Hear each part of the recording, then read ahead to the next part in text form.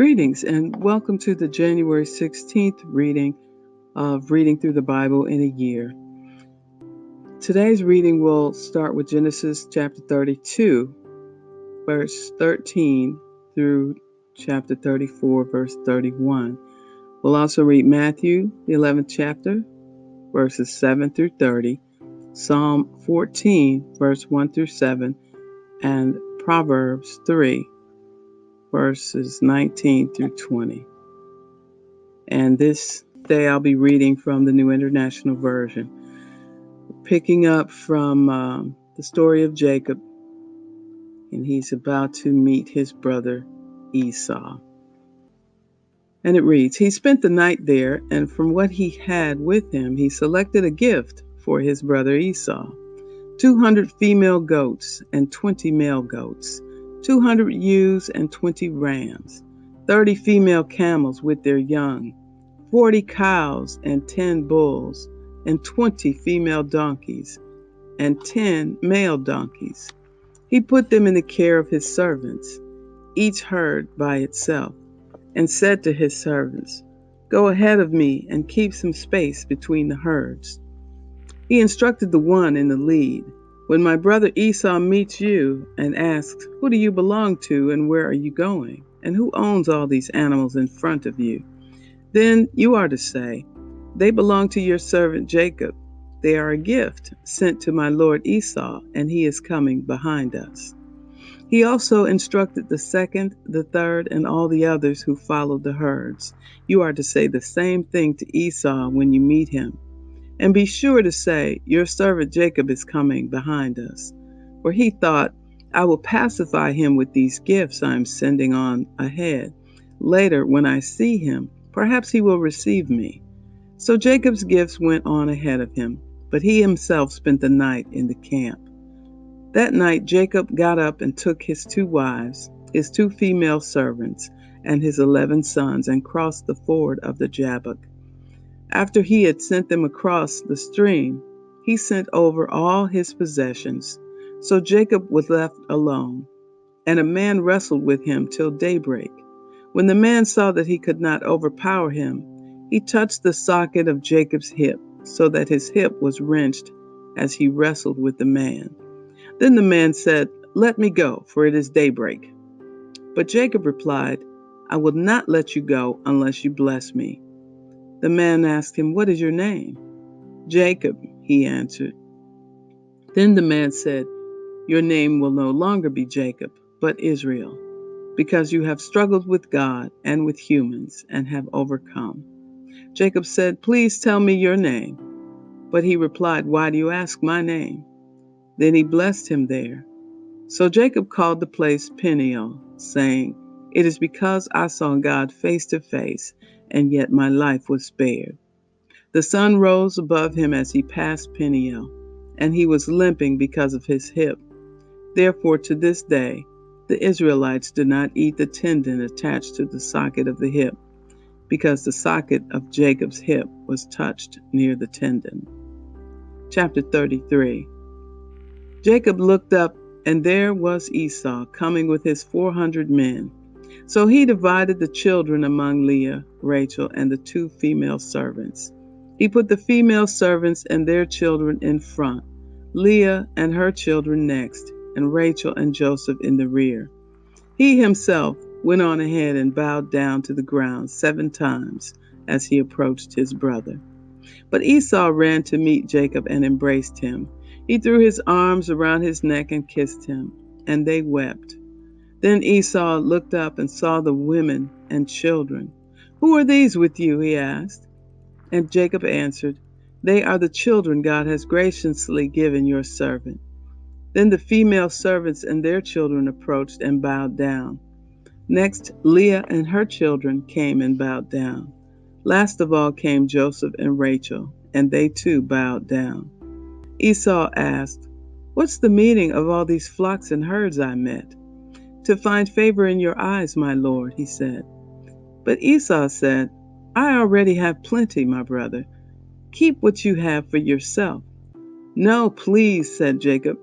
"If I have found favor in your eyes, accept this gift from me, For to see your face is like seeing the face of God, now that you have received me favorably. Please accept the gift that was brought to you. For God has been gracious to me, and I have all I need." And because Jacob insisted, Esau accepted it. Then Esau said, "Let us be on our way. I'll accompany you." But Jacob said to him, "My Lord knows that the children are tender and that I must care for the ewes and cows that are nursing their young. If they are driven hard just one day, all the animals will die. So let my Lord go on ahead of his servant, while I move along slowly at the pace of the flocks and herds before me and the pace of the children, until I come to my Lord in Seir." Esau said, "Then let me leave some of my men with you." "But why do that?" Jacob asked. "Just let me find favor in the eyes of my Lord." So that day Esau started on his way back to Seir. Jacob, however, went to Succoth, where he built a place for himself and made shelters for his livestock. That is why the place is called Succoth. After Jacob came from Paddan Aram, he arrived safely at the city of Shechem in Canaan and camped within sight of the city.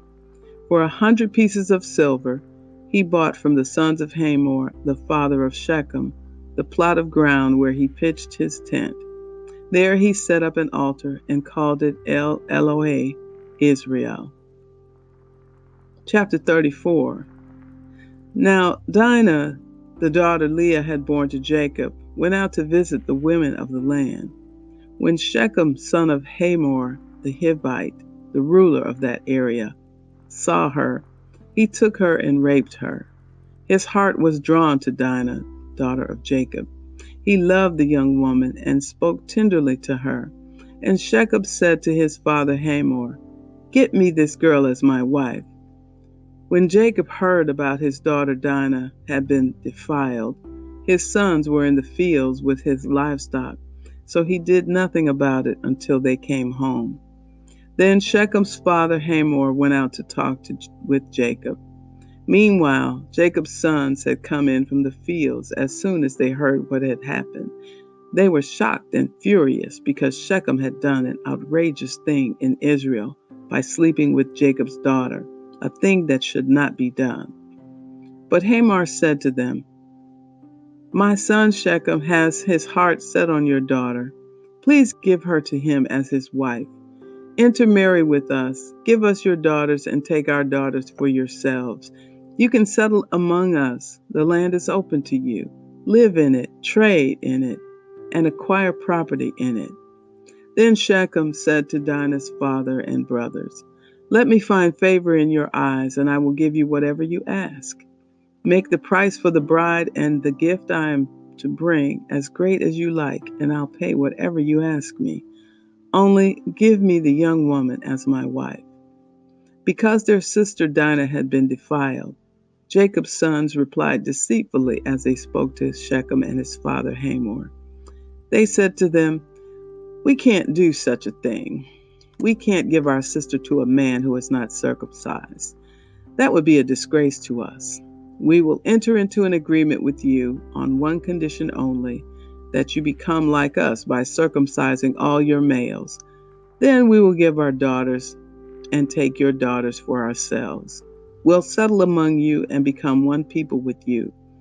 But if you will not agree to be circumcised, we'll take our sister and go." Their proposal seemed good to Hamor and his son Shechem. The young man, who was the most honored of all his father's family, lost no time in doing what they said because he was delighted with Jacob's daughter. So Hamor and his son Shechem went to the gate of their city to speak to the men of their city. "These men are friendly toward us," they said. "Let them live in our land and trade in it. The land has plenty of room for them. We can marry their daughters, and they can marry ours. But the men will agree to live with us as one people only on the condition that our males be circumcised as they themselves are. Won't their livestock, their property, and all their other animals become ours? So let us agree to their terms, and they will settle among us." All the men who went out of the city gate agreed with Hamor and his son Shechem, and every male in the city was circumcised. 3 days later, all of them were still in pain.